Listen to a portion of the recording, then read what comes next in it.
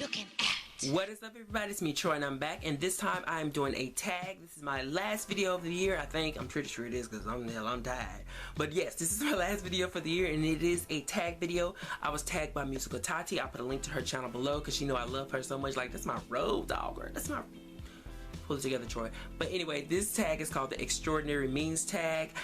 Is it extraordinary?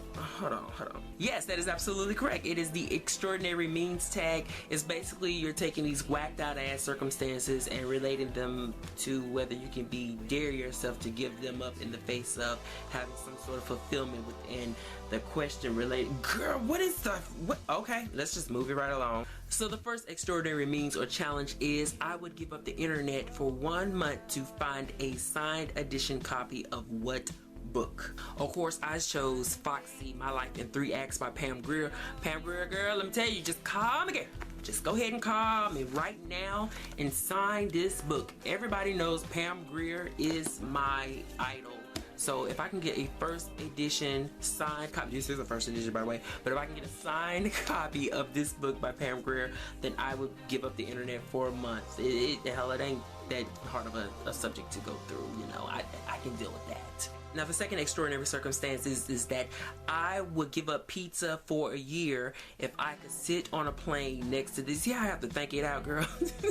If I could sit on a plane next to this author. And of course, I chose one of my favorite authors, which is Sue Grafton. Let me tell you, we will be sitting on that plane, kikiing it, and just having a ball with our mimosas and cocktails and beers, talking about crime fiction. I would literally, I love using that word even though I need to stop, pick her brain on what it means or what it takes to craft a great crime fiction novel with the extension of having a very capable yet not always a hero with an answer protagonist, and that is exactly what I would do. Like, we'll be sitting on that plane like, I'll be like, Miss Grafton, tell me how, I'll be drunk by the way, how do you get that whole sleight of hand effect when you throw in your red herrings and get Miss Kenzie Milholm to go in this direction when you really want the audience to go making up stuff to go this direction?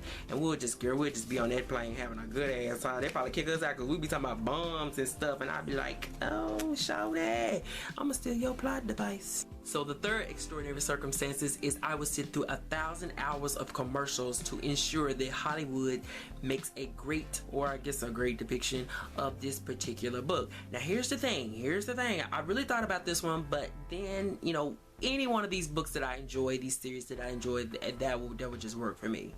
But I really thought about this one, and I am such a fan of Asian dramas. Like, I love Korean dramas. If you love Korean dramas, then please, in the comments below, write down your favorite Korean drama, because I bet I've seen it. So really, it just was a no-brainer at that point when I just decided to reach out with Crazy Rich Asians by Kevin Kwan.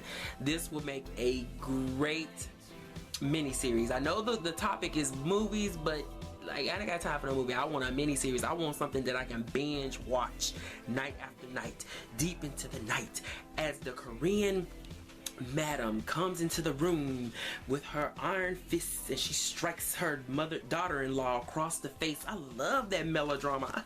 So the fourth extraordinary circumstances is that I would never read another book if I could live inside of this book world.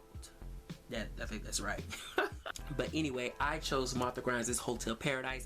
It is the first book in Martha Grimes' Emma Graham mystery series. There's 4 books as of right now. Martha Grimes, you need to get on the 5th one. I don't know where the hell you at, but you need to get on the 5th one because I'm tired of waiting on that ass.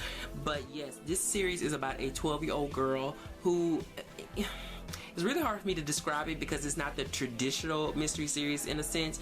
It has a lot more to do with her uncovering history and information surrounding the town that she resides in, her family resides in, as opposed to like sort of like the Flavia Deluxe series where each book has an individual murder and conclusion and climax and setup.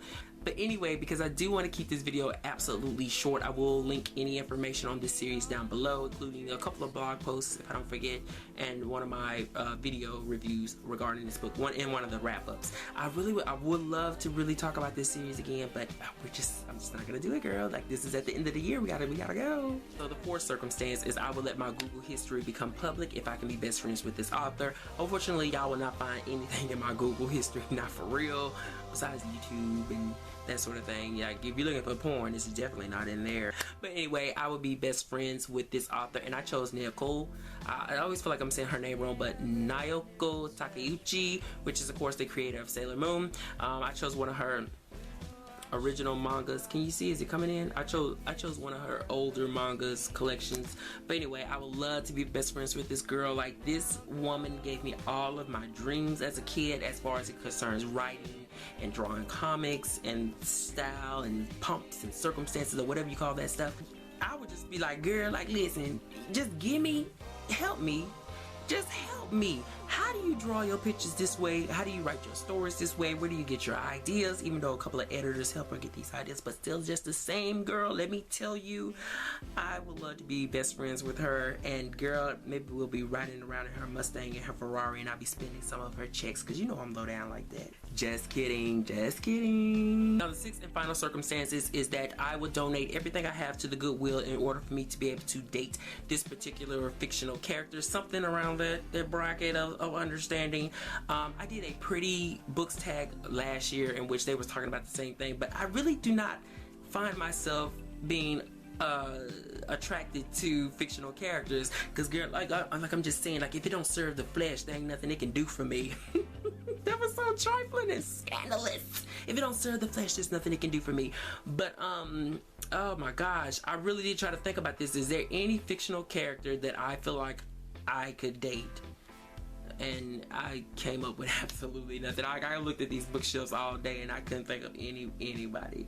But I will say, as a recent, it would be the character. I gotta pull up the information. It would probably be the character in Confessions of a Mask. Maybe after the fact of everything that went on in that book.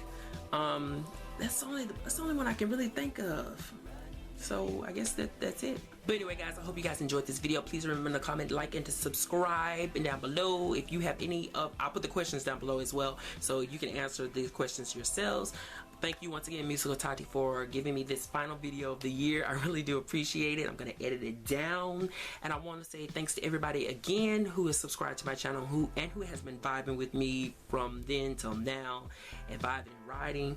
And I am just a ramble mouth. I feel like I can just talk all day on this camera, but I'm not going to do it. So with that being said, I leave this tag open for anyone who wants to do it themselves, who is here on BookTube and hasn't done it yet. Girl, that's a lot of damn words. I got to go. Bye.